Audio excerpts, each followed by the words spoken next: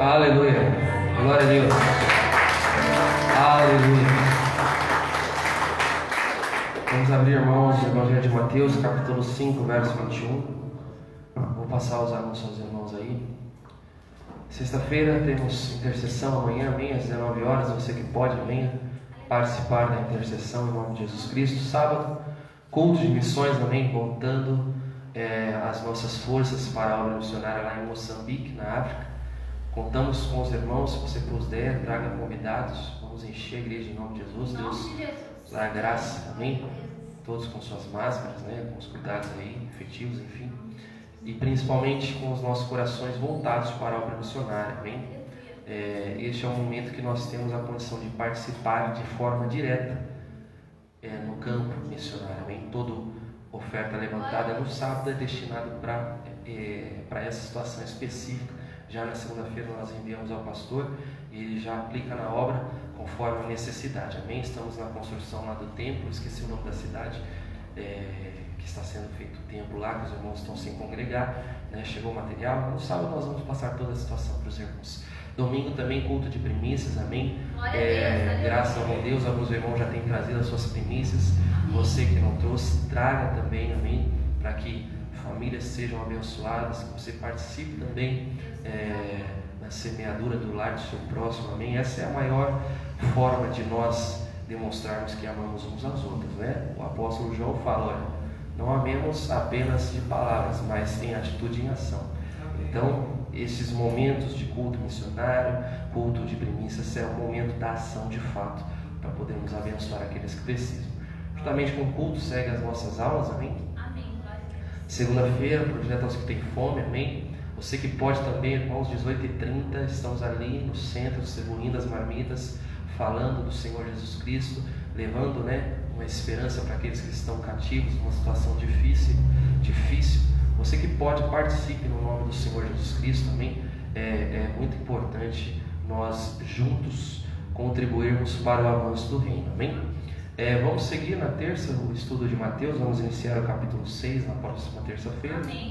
19 já, o outro sábado, conto de casais, amém? Lembrando aos irmãos que confirmaram as suas presenças, os casais, até o domingo, eu preciso do refrigerante e dos sucos, amém? Porque na segunda-feira eu preciso estar levando para o local que vai ser realizado o nosso encontro, amém? Vai ser uma grande bênção, eu garanto para você que deu o seu nome, você não vai se arrepender, você vai ser muito abençoado juntamente com o seu cônjuge. No dia 20 estaremos celebrando a ceia do Senhor aqui na igreja, amém? Você não falte em nome do Senhor Jesus, vamos juntos participar deste momento do culto. A última consagração das irmãs no dia 26, amém? Último sábado do mês. As irmãs aí perseveraram ao longo do ano, né? Todos os sábados aí, apesar de todas as dificuldades, venceram, permanecem firmes no propósito. Então, venham juntos aí, né? Vocês se alegrarem aí por mais um vencido. No dia 31, nosso último culto do ano, amém? Culto de agradecimento. Até então, o horário do culto no horário normal, 19h30, devido aos decretos, amém? Talvez não haja a comunhão como de costume por causa da situação, né? Devemos aí seguir o que nos pede. Então, o culto nós teremos de fato, 19h30. Venha agradecer ao Senhor, passar este último dia aí, pelo menos uma parte dele na presença de Deus, em agradecimento. Depois, se não tivermos a comunhão, você retorna para o seu lar no nome de Jesus. A feijoada, amém, que será no segundo sábado, que também tem um propósito missionário.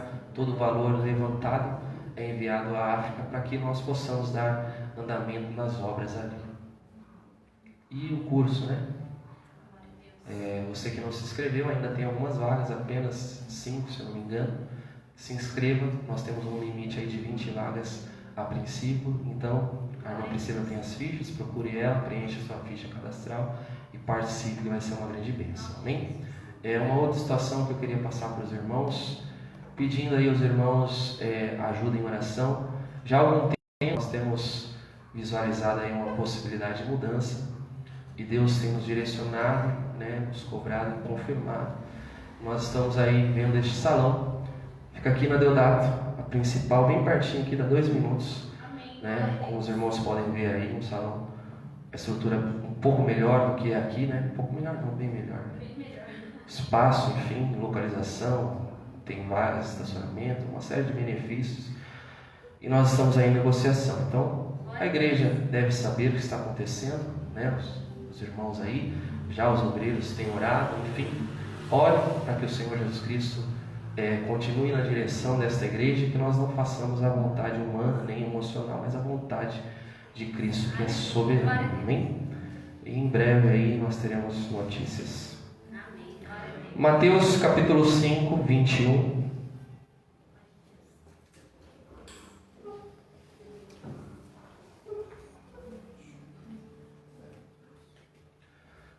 Glória a Deus. Vocês ouviram o que foi dito aos seus antepassados: não matarás. Quem matar alguém estará sujeito a julgamento. Mas eu digo que qualquer que se irá contra o seu irmão estará sujeito a julgamento. Também qualquer que disser ao seu irmão racá será levado ao tribunal, e qualquer que disser louco corre o risco de ir para o fogo do inferno. Portanto, se você estiver apresentando sua oferta diante do altar e ali se lembrar de que seu irmão tem algo contra você, deixe sua oferta ali diante do altar e vá primeiro reconciliar-se com o seu irmão. Depois volte e apresente a sua oferta. Entre em acordo depressa com o seu adversário que pretende levá-lo ao tribunal. Faça isso enquanto ainda estiver com ele a caminho, pois caso contrário ele poderá entregá-lo ao juiz, e o juiz ao guarda, e você poderá ser jogado na prisão. Eu lhe garanto que você não vai sair de lá enquanto não pagar o último centavo. Vocês ouviram o que foi dito: não adulterarás. Mas eu lhes digo: qualquer que olhar para uma mulher e desejar, já cometeu adultério com ela no seu coração. Se o seu olho direito fizer pecar, arranque-o e lance-o fora. É melhor perder uma parte do seu corpo do que ser todo ele lançado no inferno. E se a sua mão direita fizer pecar, corte-a e lance-a fora. É melhor perder uma parte do seu corpo do que ir todo ele para o inferno. Foi dito: aquele que se divorciar de sua mulher deverá dar-lhe certidão de divórcio. Mas eu lhes digo que todo aquele que se divorciar de sua mulher, exceto por imoralidade sexual, faz que ela se torne adúltera, e quem se casar com uma mulher divorciada estará cometendo adultério. Vocês também ouviram o que foi dito aos seus antepassados: não jure falsamente, mas cumpra os juramentos que você fez diante do Senhor. Mas eu lhes digo: não jurem de forma alguma, nem pelos céus, porque é o trono de Deus, nem pela terra, porque é o estrado dos seus pés, nem por Jerusalém, porque é a cidade do grande rei. E não jure pela sua cabeça, pois você não pode tornar branco ou preto nem um fio do seu cabelo. Seja o seu sim, sim, e o seu não, não. O que passar disso vem do maligno. Vocês ouviram o que foi dito: olho por olho e dente por dente.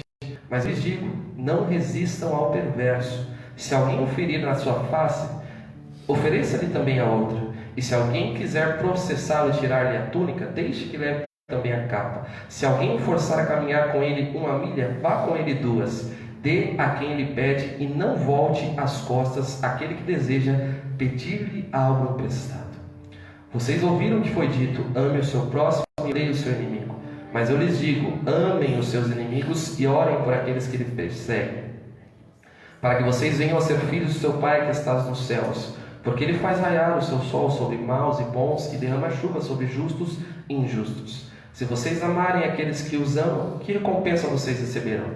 Até os publicanos fazem isso. E se saudarem apenas os seus irmãos, o que estarão fazendo demais?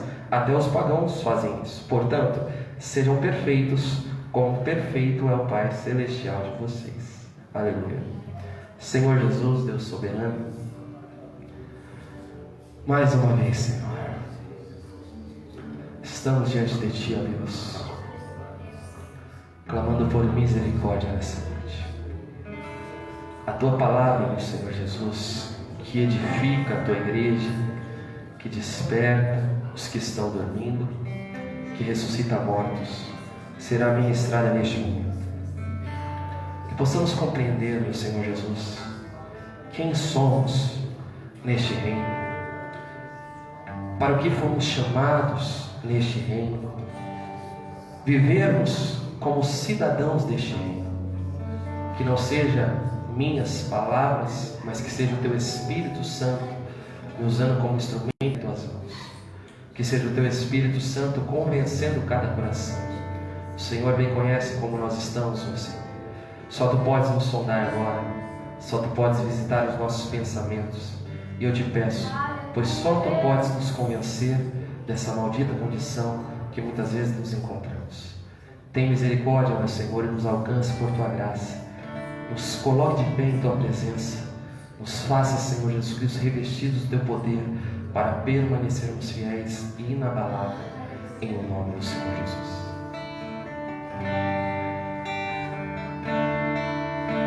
Oh Pai, eu queria tanto ver o meu Senhor descer, vindo me encontrar.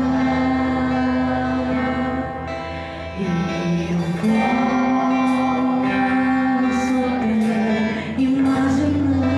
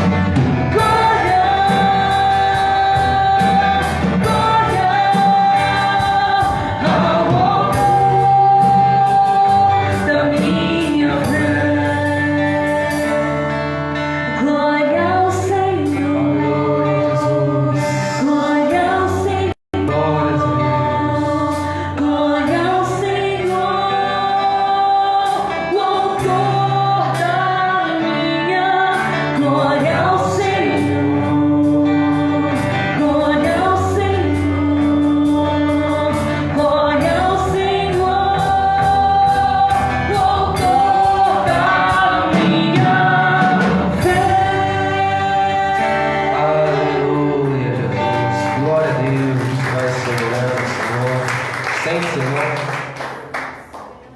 Graças ao Senhor Jesus por sua misericórdia sobre as nossas vidas, aleluia. O Senhor é infinitamente bom. Devemos tudo a Ele, tudo que somos, tudo que temos é do nosso Senhor Jesus. Amém? Vamos falar a segunda parte do sermão aqui, irmãos, iniciado na terça-feira. Só relembrando os irmãos, Cristo, do verso 17 até o fim aqui do capítulo 5, nos fala sobre Jesus e a lei. Amém? Nós falamos sobre 4 situações, nos 4 primeiros versículos, sobre o posicionamento do Senhor Jesus Cristo em relação à lei dada a Moisés. Amém? Cristo deixa claro que a lei é santa, que Ele não veio para quebrá-la, mas veio para cumprir a lei e tudo aquilo que os profetas haviam dito. Cristo deixa claro que a lei é segura, nós podemos descansar na palavra de Deus, tendo em vista que Ele cumprirá todas as suas promessas fielmente. Verso 18, Cristo deixa claro sobre o perigo de desobedecermos essa palavra, de interpretarmos essa palavra de forma errada e de ensinarmos essa palavra também de maneira errada. E Cristo também fala sobre a verdadeira justiça, que não é externa, mas interna, uma obra do Espírito Santo em nossos corações, que não é meramente uma mostra do que somos, mas uma verdadeira conversão em Cristo Jesus. Dado isso, Cristo passa agora a interpretar alguma das suas leis, conforme nós acabamos de ler aí. Cristo passa a trazer os significados daquilo que Ele já havia dado a Moisés há alguns anos atrás. Aqui para nós fica claro a soberania de Cristo como Deus encarnado. Não há dúvida nenhuma que Jesus Cristo é o único Deus verdadeiro, e estes versos que acabamos de ler só confirmam isso. Somente Cristo Jesus tinha a autoridade para, de fato, se impor como Ele se impôs diante daqueles religiosos, falsos mestres, falsos servos, né? Vamos assim dizer. Então, dado isso, Cristo ele passa a interpretar, trazer novamente o significado da lei que Ele havia dado ao seu servo. Ele bate de frente com a hermenêutica tendenciosa que os religiosos, fariseus, mestres da lei estavam fazendo com a relação às suas ordenanças, né? Eles estavam interpretando de forma contrária daquilo que era de fato o significado da lei.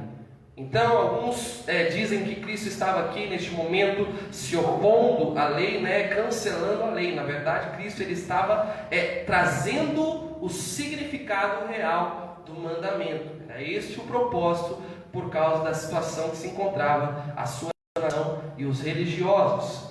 William Barclay ele diz dessa forma sobre este momento: Jesus fala com uma autoridade que nenhum outro homem sonhou jamais assumir. Nós vamos observar lá no final do sermão, né? Esse sermão só termina no capítulo 7. No final deste sermão, as pessoas estavam maravilhadas com o ensinamento. E eles citam essas palavras, porque ele ensina como alguém que tem autoridade e não como os mestres da lei. Então fica claro a autoridade e a soberania do Senhor Jesus Cristo em seus ensinamentos, nas doutrinas que Ele aplica aqui, relacionado com o seu reino e com os cidadãos do seu reino.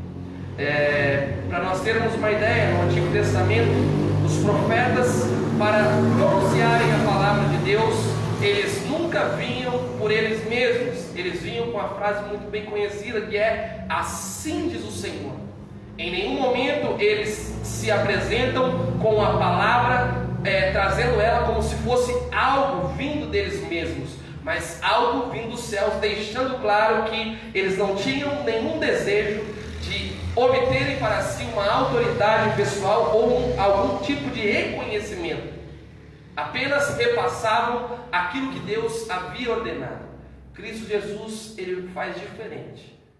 Vocês ouviram dessa forma, eu porém vos digo que é assim. Por quê? Porque ele é Deus, e contra Deus nós não temos como questioná-lo, né? Diante do Senhor não há o que questionar. Então Mateus, ele pega 6 situações aqui relacionadas com a lei do Senhor para trazer o significado real daquilo que o Senhor havia dado. A primeira delas está aí no verso 21 ao 26, relacionado com o homicídio. Antes de falarmos, eu gostaria de citar um trecho aqui de uma explicação de R.C. Sproul falando sobre isso. Ele diz dessa forma: os rabinos acreditavam que o mandamento para não matar era cumprido quando não se cometia assassinato em primeiro grau, ou seja, matando uma pessoa de fato. Mas Jesus mostra que este mandamento é muito mais profundo do que o ato externo do homicídio. Cristo indica que a lei foi dada por intermédio de Moisés de forma elíptica, isto é, nem todo o conteúdo inerente ao mandamento foi expresso em palavras. Sempre que nos deparamos com 3 ou 4 pontos no meio de uma frase ou um parágrafo, isso indica que determinado conteúdo foi deliberadamente deixado de fora. Estes pontos são chamados de elipses. Quando há elipses na lei, isso significa que, além da proibição específica, a lei também proíbe o contexto mais amplo relacionado ao ato em questão. Assim, quando Deus diz que não devemos matar, isso consequentemente significa que nós não devemos fazer qualquer coisa que prejudique a vida do próximo. O homicídio começa com a raiva e ódio sem motivo, incluindo ofensas, calúnias e desavenças entre pessoas. É por isso que Jesus disse que ninguém escapa do peso da lei, simplesmente se abstendo do assassinato em si.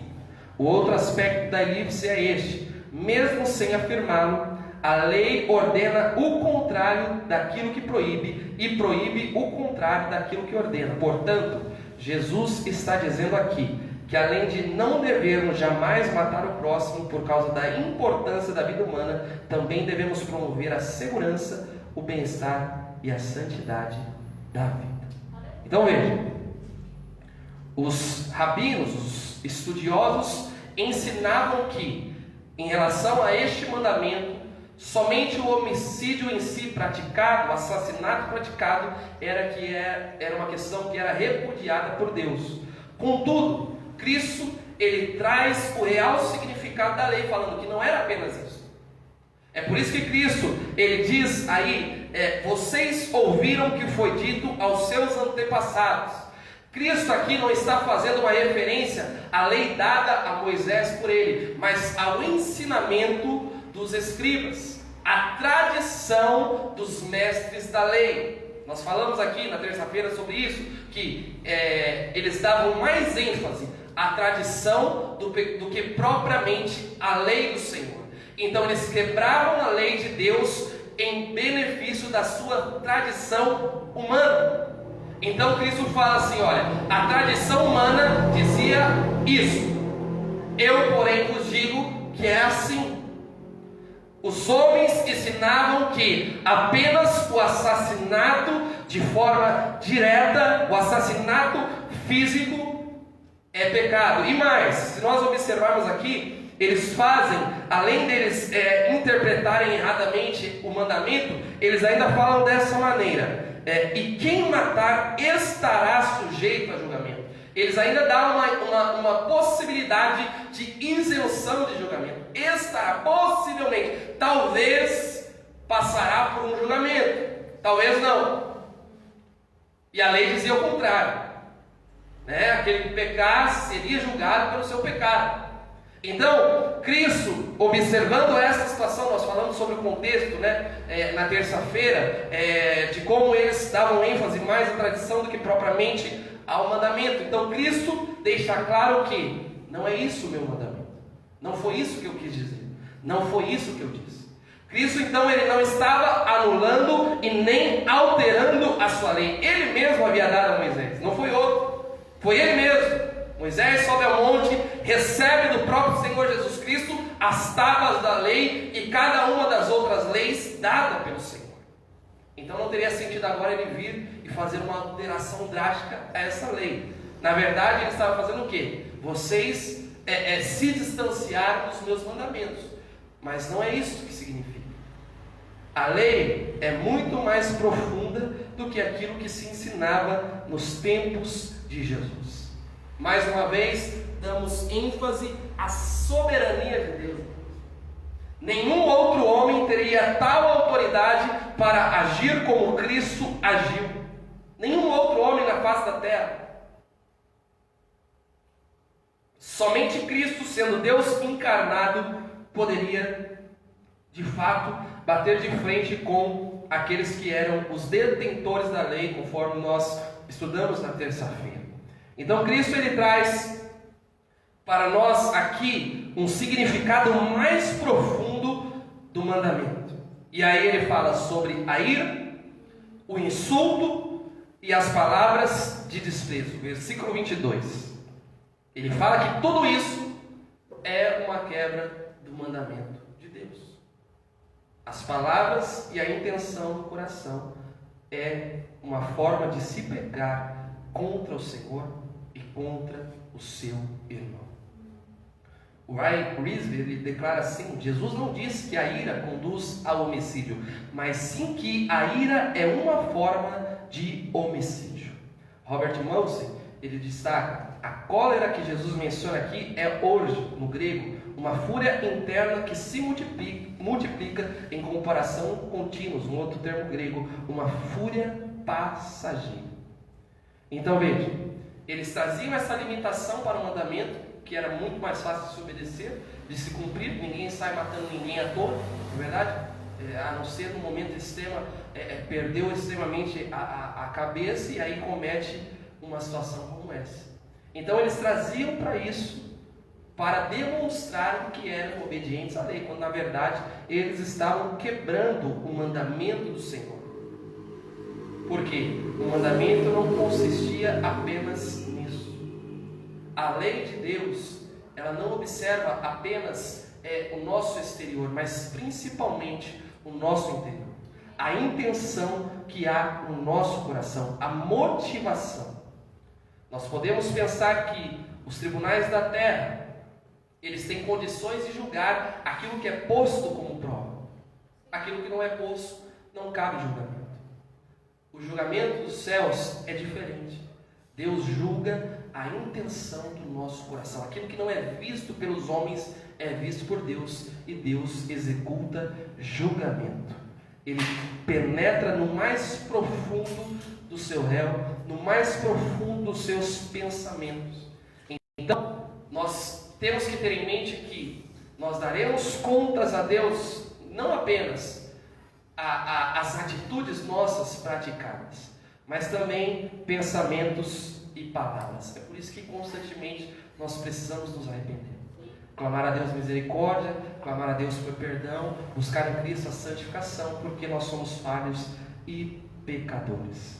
Interessante, a palavra citada aí por Jesus, raká, ela tem um significado muito terrível, e ela é de uma origem aramaica, que significa: eu cuspo em você. Este é o significado real da palavra. Então, veja, a gravidade do pecado aí, né? Da desobediência, de você tratar o seu próximo de qualquer maneira, de você falar qualquer tipo de palavra para o seu próximo, para o seu filho, para o seu marido, para o seu esposo, seja para quem for. Cristo fala: agiu dessa maneira, já está sujeito a julgamento, já está com um problema sério. O William Barclay ele ainda acrescenta aqui a essa palavra raká, que era a mesma coisa de chamar alguém de estúpido, idiota e imprestável. Isso é o que Cristo está dizendo. Então, diante desta situação, dessa gravidade, Cristo traz a profundidade do significado da lei e nos mostra como nós devemos nos comportar como cidadãos do reino. Aqui está falando de pessoas salvas pela graça do Senhor, homens e mulheres que foram cheios do Espírito Santo, regenerados, novas criaturas. Se são novas criaturas, não podem viver como vivia antigamente. Se outrora as palavras que saíam da minha boca era palavra torpe, era palavra de ofensa, tudo que eu soltava para o meu próximo é que ele não presta, é isso, é aquilo outro, eu não faço mais isso, porque Cristo me resgatou. Não é a prática do homicídio em si, mas o pensamento e as palavras são tipos de homicídio segundo a interpretação de Cristo Jesus. E aí que isso traz o resultado. Ele falou: corre o risco de ir para o fogo do inferno. Nós já falamos aqui sobre o significado disso, né? Havia em Jerusalém um lugar que chamava-se o Vale de Hermon. Era um lugar onde era depositado corpos e lixos. E ali era um lugar que o fogo nunca se apagava, continuamente havia fogo. Então, quando Jesus fala o fogo do inferno, ele está se referindo a esse lugar, para deixar claro que é um lugar de tormento eterno, onde o fogo nunca se apaga. Duas situações Cristo utiliza aqui, segundo Hernandes Dias Lopes. Ele ilustra sua correta interpretação da lei com dois exemplos: uma vida religiosa e uma vida comercial. A questão da oferta e a questão do julgamento. Então Cristo fala primeiramente sobre a questão religiosa relacionada com o seu irmão. Você pecou contra ele? Você feriu o seu irmão? Você deve pedidos de perdão a ele? Você tem oferta para trazer a Deus? Ele fala: não traga. Vai primeiro falar com o seu irmão. Vai primeiro resolver o seu problema, para que depois você possa trazer a sua oferta. Porque dessa forma a sua oferta será aceita. De outra maneira, não será aceita. Spurgeon diz que a regra aqui é: primeiro as pazes com o homem, depois a aceitação de Deus. A segunda situação, que é um termo comercial, né, relacionado com a vida comercial que Cristo utiliza aqui, é referente a uma demanda judicial. Então ele fala: olha, você tem problema judicial, resolva antes que chegue até o juiz. Vai lá e resolva o seu problema antes que chegue até o juiz, ele dê a sentença e aí acabou. E aí o resultado é aquilo que nós acabamos de observar: o fogo do inferno. Nós precisamos compreender, irmãos, que nós não somos cidadãos deste mundo, então não devemos viver como cidadãos deste mundo. Temos falado isso aqui constantemente, principalmente nas bem-aventuranças. Às vezes fica até exaustivo, eu entendo, mas nós precisamos entender isso. E se falamos continuamente é porque não estamos entendendo isso. Continuamos cometendo as mesmas falhas, continuamos pecando na mesma situação, e Cristo continua nos alertando sobre como devemos viver como cidadãos do seu reino. Warren Reeves, ele diz assim: a pessoa que se recusa a perdoar o seu irmão, ele está destruindo a mesma ponte sobre a qual ele precisa andar. Então nós precisamos do perdão e não liberamos o perdão. Nós não receberemos o perdão. Cristo fala isso lá no capítulo 6, nós vamos estudar também sobre isso. Então a primeira situação que Cristo fala é sobre essa questão do homicídio. É além de você assassinar alguém no sentido direto. Já a intenção, já há pecado. O pensamento maldoso já é pecado. As palavras maldosas já é pecado. Então quando vier algum pensamento maldoso no seu coração, repreenda, peça perdão a Deus e busque no Senhor purificação. Purificação. Quando vier no seu coração o desejo de guardar mágoa contra alguém, busque no Senhor perdão, busque no Senhor a purificação e busque se reconciliar com aquele que você está em debate. A segunda situação aí, do verso 27 ao 30, está relacionado com o adultério, uma outra forma errada que havia sido interpretada pelos religiosos. Para eles, o pecado de adultério estava no ato consumado. Você ir e de fato consumar este tipo de pecado. Não era isso o que a lei significava. A lei não dizia isso. A lei dizia que não deveria se adulterar, mas o significado era muito mais profundo que apenas a execução, né, a consumação do fato. A situação aqui ela é muito perigosa e ela é muito importante. Porque Cristo ele traz à tona aqui as intenções dos corações e o olhar maldoso. Ele sonda as nossas mentes e os nossos corações.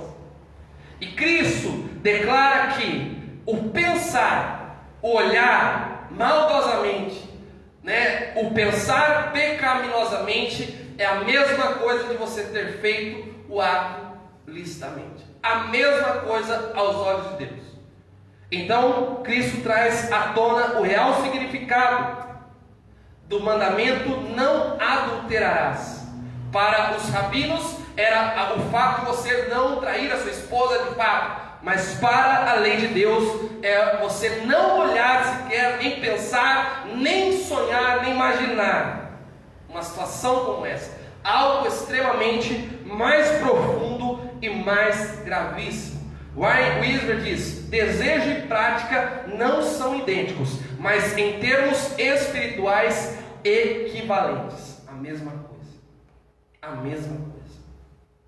É por isso que nós precisamos de um coração novo, não de um coração remendado, um coração mais ou menos, um coração novo. Um coração que a sua habitação seja o Espírito Santo de Deus, porque senão cairemos no pecado, pecaremos contra o Senhor. Quando Cristo fala sobre olhar aqui, ele não está falando sobre um olhar casual, um olhar de relance, mas um olhar diretamente, um olhar fixo, um olhar que você fica perdido e alimenta situações que não devem ser alimentadas. Cristo chama isso de pecado. O homem natural, irmãos, ele está em constante conflito. Todos nós estamos numa guerra constante. Estamos numa batalha. Carne e espírito estão em luta todo momento. O velho homem sempre buscando meios de nos fazer pecar contra o nosso Deus. Isso será assim até a vinda de Cristo, ou até o dia da sua morte. Sempre haverá essa guerra. Há uma maneira de vencer. Cristo traz a solução para o problema. A solução é uma solução radical. É uma solução de extinção. Né? Cristo fala aqui sobre a amputação do olho direito e da mão direita. É claro que ele não está falando no sentido físico, mas no sentido espiritual, no sentido de você de fato se afastar daquilo que é pecado. Se você sabe que você tem a tentação, para que vai estar próximo? Se você sabe que tem a dificuldade, para que vai alimentar? Não se alimente, se afaste. O apóstolo Paulo ele dá um conselho a Timóteo. E ele não fala para Timóteo: olha, brigue de frente, bata de frente. Ele fala: Timóteo, fuja dos desejos da sua mocidade. Fuja, corra. Porque naturalmente falando, o homem é tendencioso a cair no erro.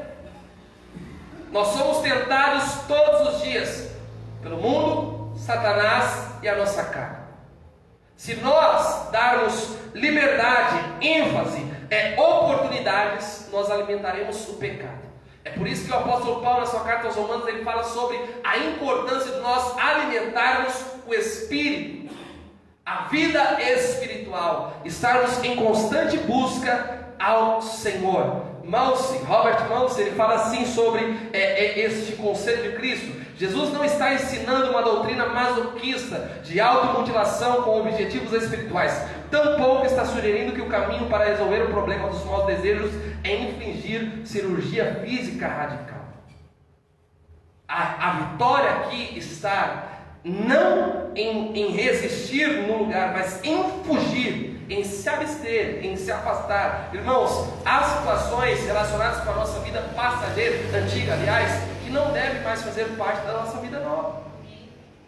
Se nós tínhamos problemas em diversas áreas, não devemos mais nos relacionar com esse tipo de situação, porque no futuro nós vamos acabar falhando, vamos acabar caindo, vamos acabar dando brecha para o inimigo das nossas almas. Esse Sproul ele fala: um problema radical exige uma solução radical.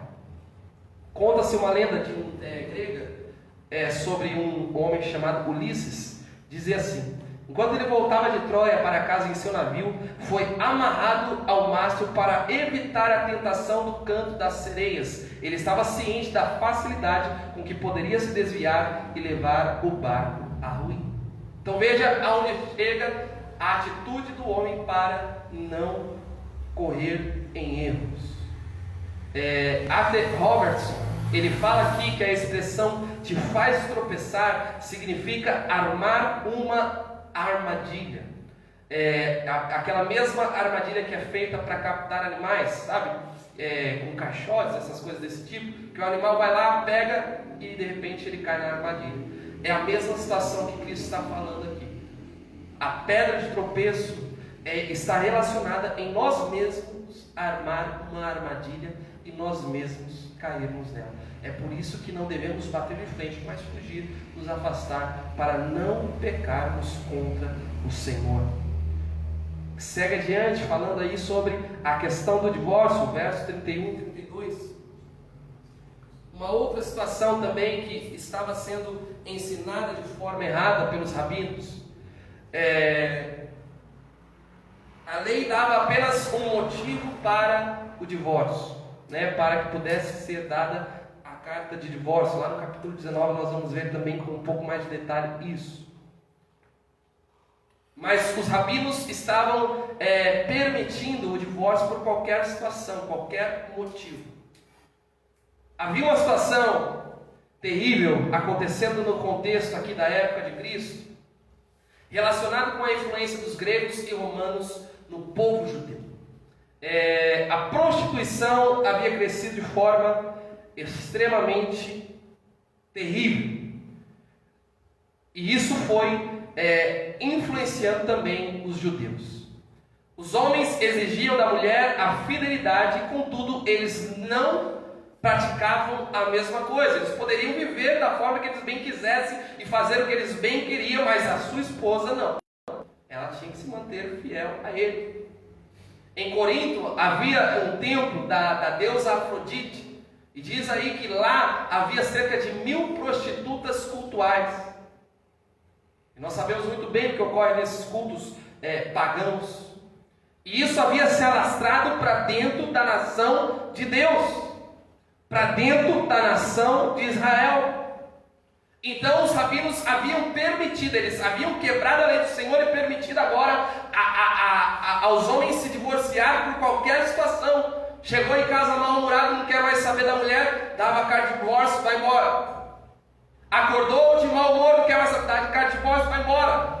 Cristo então traz à luz o que significava o mandamento. E Cristo deixa claro que não é por qualquer forma, não é de qualquer maneira. Pelo contrário, Cristo, ele abomina o divórcio. Uma vez casado, deve-se permanecer casado até a volta do Senhor. Ninguém casa para se divorciar, ninguém casa para se separar. Contudo, nós observamos aqui no contexto geral que eles estavam permitindo qualquer situação. E depois eles vinham questionar Jesus, dizendo que ele quebrava a lei, quando na verdade eram os próprios religiosos, ao permitir tal situação que não era permissível da parte de Deus. Cristo deixa claro que só havia um motivo: imoralidade sexual, adultério. O único motivo pela qual, de fato, e ainda assim deveria ser uma coisa muito extrema, em último caso, deveria buscar a solução do problema para que não chegasse nessa situação. Então, ele traz à luz, e mais, ele traz à luz o resultado dos que agiam dessa forma. Porque a mulher que que se divorciava, teria um novo relacionamento, e ela faria desse novo relacionamento um relacionamento em adultério, conforme diz a lei aqui. Então, aos olhos da terra estava tudo certo, aos olhos dos religiosos, mas aos olhos de Deus não, porque não era de fato o cumprimento da lei. O responsável, quem ia pagar isso, foi o marido que cometeu o pecado primeiramente, que mandou injustamente a mulher embora. Então Cristo, ele deixa claro que não é assim que funciona. O que Deus uniu, o homem não separa, diz a palavra. Então, ele traz à luz esse significado também da lei relacionada com o divórcio. Vai adiante, verso 33 ao 37, ele traz à luz o significado também da lei relacionada com os juramentos. No Antigo Testamento, quando alguém fazia um juramento, a única maneira de se fazer um juramento era em nome de Deus. Então a pessoa pensava 1001 vezes antes de jurar algo, porque o negócio era sério. Havia uma extrema reverência relacionada com o nome de Deus. Os fariseus então vêm e eles agora trazem uma nova forma de juramento. Juravam pelo templo, pela terra, pela cidade de Jerusalém e por coisas sagradas. O que também é o contrário à lei do Senhor. Isso era uma forma que eles utilizavam, os irmãos, para usar-se da mentira. Então ele jurava por algo que não era o nome de Deus, e neste juramento ele poderia proclamar uma mentira. Eu juro pelo templo, mesmo dizendo uma mentira, mesmo sustentando uma doutrina falsa, mesmo debaixo de maldição. Eu juro pela cidade de Jerusalém, mesmo falando de forma enganosa. E aí Cristo então chama a responsabilidade e fala: não deve se jurar pelos céus, nem pela terra, nem por nada, nem por Jerusalém, nem por nada. A sua palavra sim significa sim, e a sua palavra não significa não. Se nós pensarmos que os religiosos estavam agindo dessa maneira, imagine a situação que se encontrava aquela nação. Terrível. Hoje em dia não é diferente. Usam-se da palavra de Deus para proclamar mentiras, para enganar as pessoas, para se auto-beneficiar. E Cristo traz à luz que aqueles que são cidadãos do seu reino vivem na verdade, vivem em obediência à sua palavra. Robert Manson, ele fala dessa forma: quando a palavra humana se deteriora de tal modo que sob certas circunstâncias sim pode significar não, e não sim, a comunidade está destruída. Ou seja, não há confiança, não há respaldo, e isso não pode acontecer no nosso mundo. Isso não pode ocorrer entre servos de Cristo. Sim, sim, e não, não, é o que diz a palavra do Senhor. Mais adiante, Cristo fala sobre a lei relacionada com a vingança, do verso 38 ao 42. Conhecida no Antigo Testamento como a Lex Talionis, que é a lei da reciprocidade direta. Ela está registrada no livro de Êxodo 21, 23 e 25, livro de Levítico 24, 19 e 20 e Deuteronômio 19, 21, falando sobre, vou ler um desses textos mesmo, Êxodo 21, 23 a 25. Mas se houver dano grave, então darás vida por vida, olho por olho, dente por dente, mão por mão, pé por pé, queimadura por queimadura, ferimento por ferimento, golpe por golpe. Uma outra situação também que estava sendo interpretada erroneamente. Lawrence Richards, ele fala dessa forma: esse princípio não tinha a intenção de encorajar a vingança, mas sim limitá-la. William Barclay fala assim: a retaliação nunca era aplicada pela pessoa ferida ou por seus parentes, mas sempre por um juiz. Então veja, duas situações aqui. Quando Cristo dá essa lei lá atrás, a intenção de fato não era que as pessoas se degladiassem, não era que as pessoas saíssem lutando umas contra as outras, mas era para ocasionar o contrário. É para que eles se inibissem dessa prática. E mais, se porventura viesse a acontecer, não era a pessoa ofendida que iria devolver de volta a prática. Por exemplo, alguém me bateu, eu vou lá e bato de volta. Não era isso. Isso seria levado ao juiz, e o juiz daria a sentença, o juiz condenaria. Não era a pessoa, nem muito menos os parentes. Os fariseus aqui, os religiosos, eles foram além disso. E eles, além de tudo isso, eles ensinaram que você poderia praticar dessa forma, mesmo sem levar a julgamento.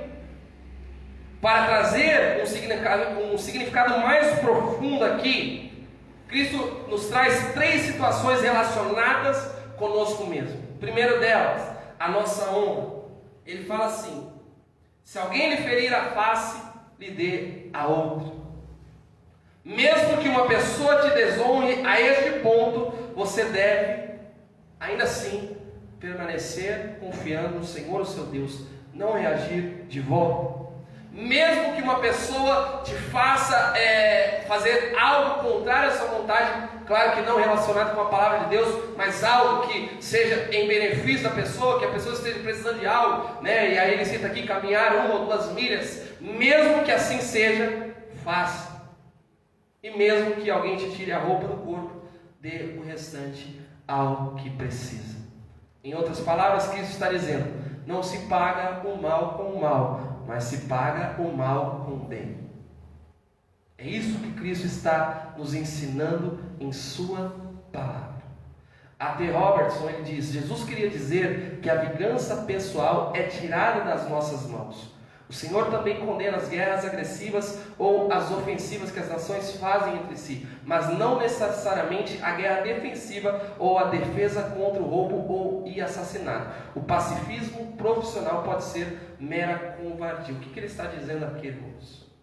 Que a autodefesa não é pecado.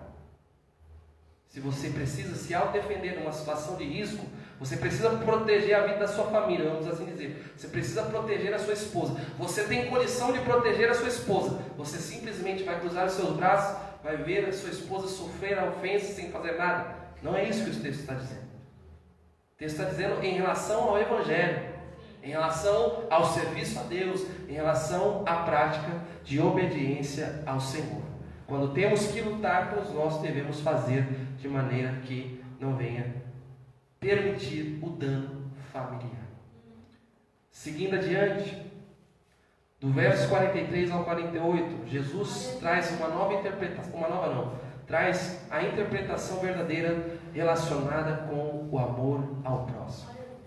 E das leis aqui citadas, essa foi a que os rabinos tinham ido além. Por quê?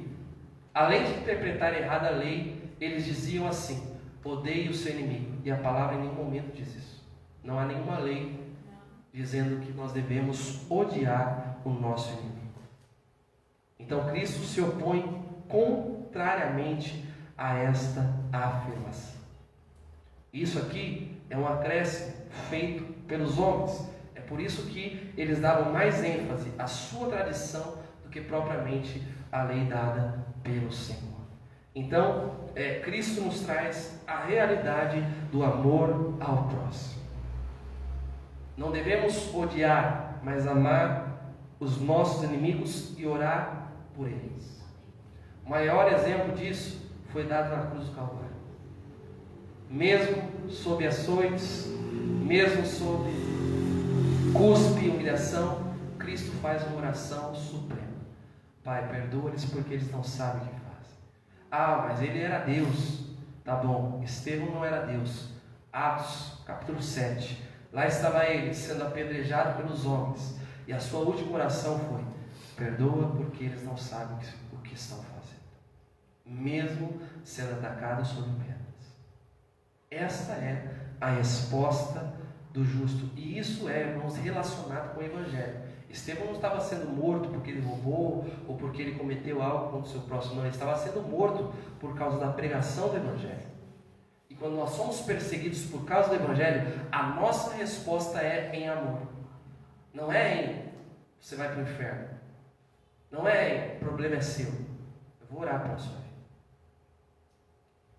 Essa é a maneira como nós demonstramos que de fato amamos o nosso próximo. Não importa quem seja o seu próximo e não importa o que ele tenha feito a você. Cristo Jesus te salvou para um propósito: ser luz e sal da terra. Luz e sal da terra amam aqueles que estão nas trevas. Jesus deixa claro isso. Esse evangelho de autopromoção e de quem te viu na prova não te ajudou, não é de Jesus. O evangelho de Jesus é: amem uns aos outros, ajudem uns aos outros. Essa ideia de que você vai se sobressair acima do seu irmão e você vai cantar o hino da vitória contra aquele que te perseguiu é uma ideia do cão. A ideia de Jesus é: ame o seu inimigo e ore por ele. Tem muita gente cantando o hino da vitória aí, dizendo que os que os que aplaudiram a sua derrota vai te aplaudir de pé, alguma coisa desse tipo, achando que está agradando a Deus, e na verdade está agradando ao diabo, porque Cristo Jesus não se agrada a isso. Cristo Jesus nos ensina algumas maneiras aqui de nós demonstrarmos o amor. A primeira delas é através da oração. Verso 44. Ore por aqueles que lhes fazem mal, por aqueles que lhes perseguem. 45. Ele nos incentiva a agirmos como ele agiu. Ele não nos incentiva a agirmos como o mundo, a sermos vingadores, mas a imitarmos a sua conduta, para que vocês sejam reconhecidos como filhos de seu Pai que está nos céus. Da mesma maneira que Cristo amou, nós devemos amar.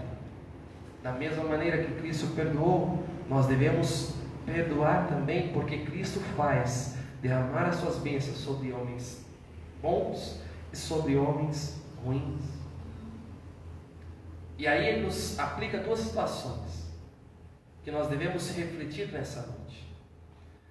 Verso 46. Se vocês amam aqueles que o amam, vocês não são melhores do que os publicanos.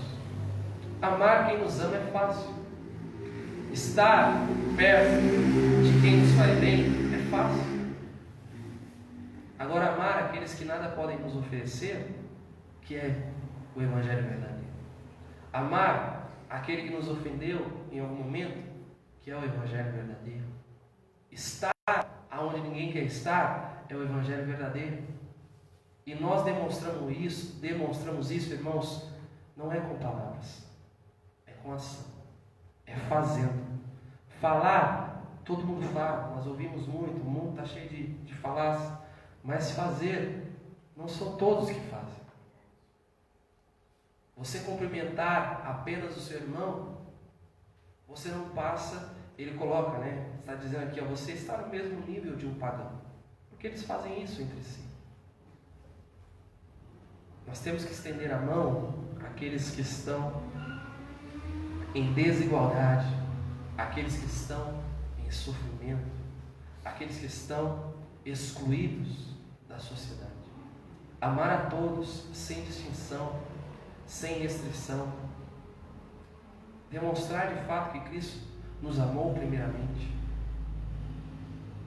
Isso é algo extremamente importante. Às vezes nós falamos aqui sobre projetos, sobre fazer, que temos feito, e muitos dos corações se endurecem. Eu acho que não é assim. A Bíblia fala que é assim. Não deixe de estender a mão ao necessitado. Não vire as costas ao que lhe pede, é o que diz a palavra aqui. Um dia, nós seremos levados diante do Senhor. Alguns ouvirão de Cristo: eu tive fome, você me alimentou. Tive sede, você me deu de beber. Estive nu e você me vestiu. Quando, Senhor? Quando você fez algo deste pequenino, a mim fizeste. Se o nosso coração está endurecido, devemos clamar ao Senhor: Deus, tem misericórdia de mim. Faz o meu coração ser igual ao Senhor. Faz o meu coração amar mais, Senhor Jesus. Eu falo tanto, eu critico tanto. Deus, faz uma obra sobrenatural na minha vida. Faz uma reflexão de si mesmo nessa noite, meu irmão. Observe quanto tempo você gasta criticando a obra de Deus, e a obra de Deus não para. Porque é Deus quem conduz, não é o homem. Nós não estamos aqui para agradar o homem, mas a Deus. É o que diz a palavra. E para amar o nosso próximo. E aí Jesus segue dizendo, olha, para que vocês sejam perfeitos, como perfeito é o Pai Celestial de vocês. Há um perigo aqui nesse texto. Interpretar ele de forma errada.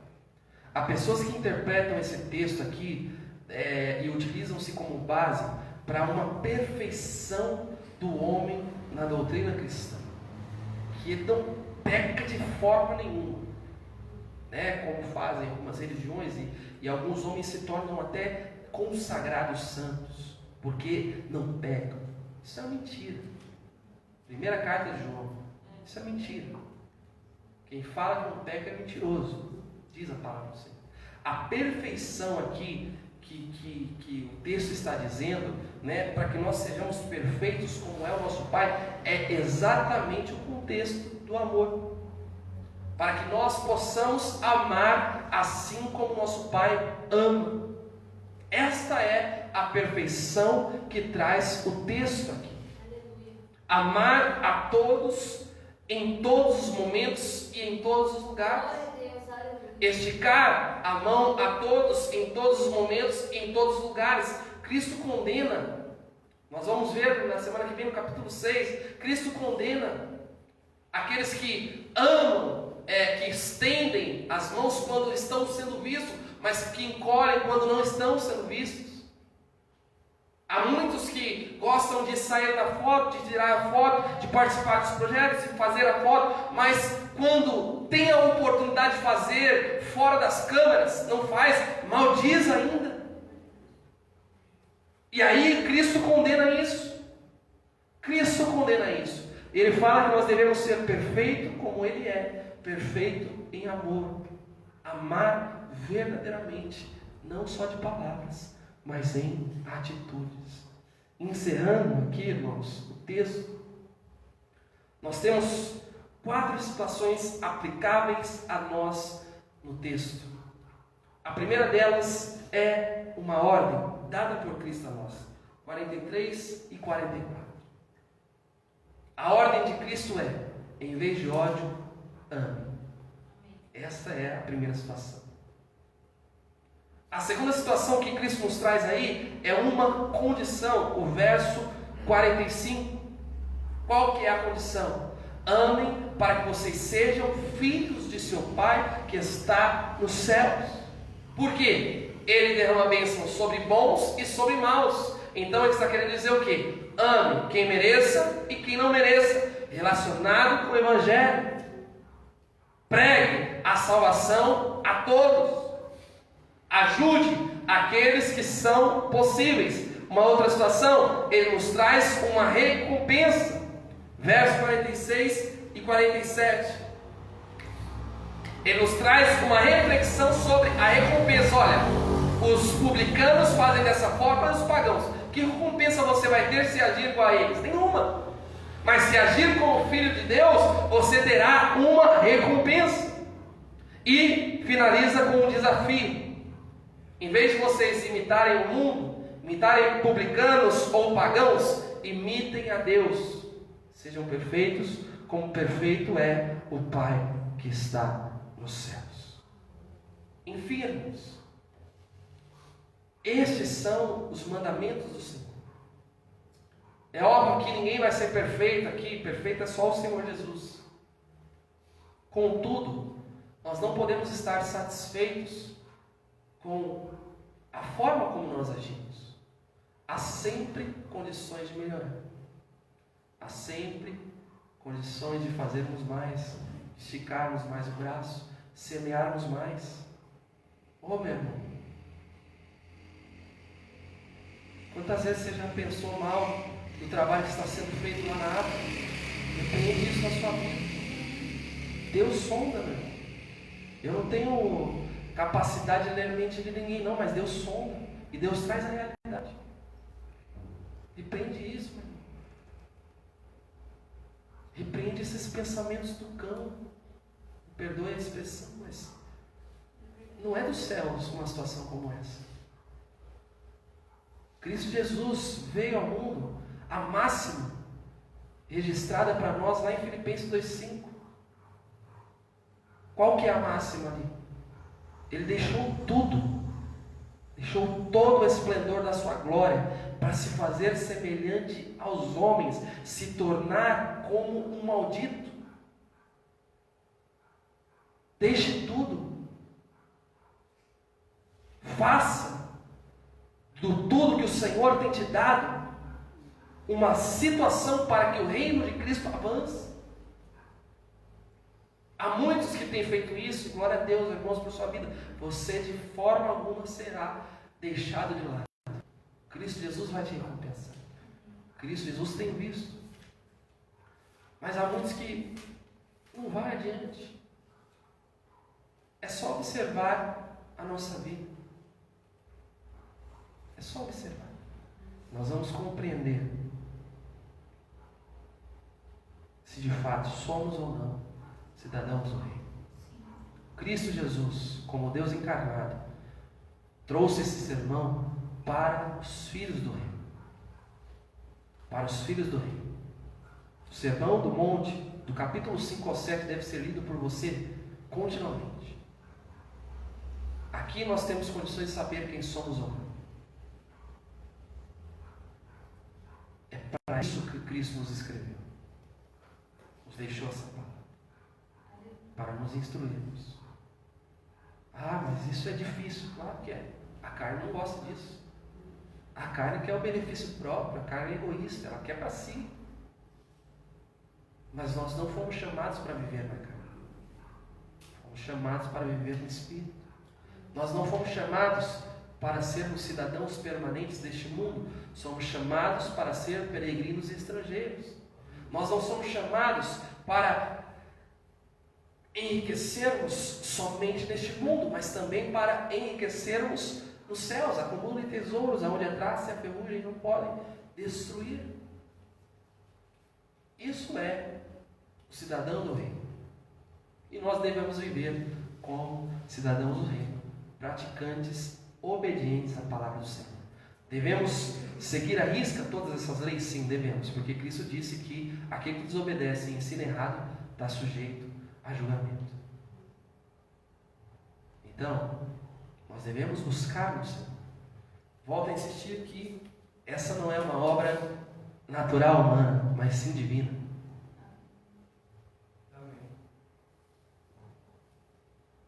Naturalmente falando, não temos condições de agirmos assim.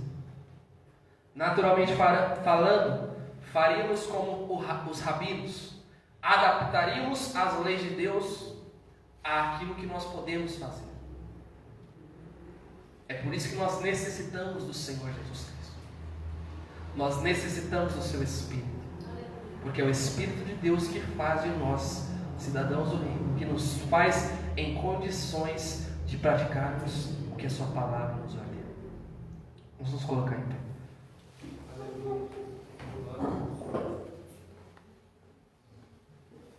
Aleluia.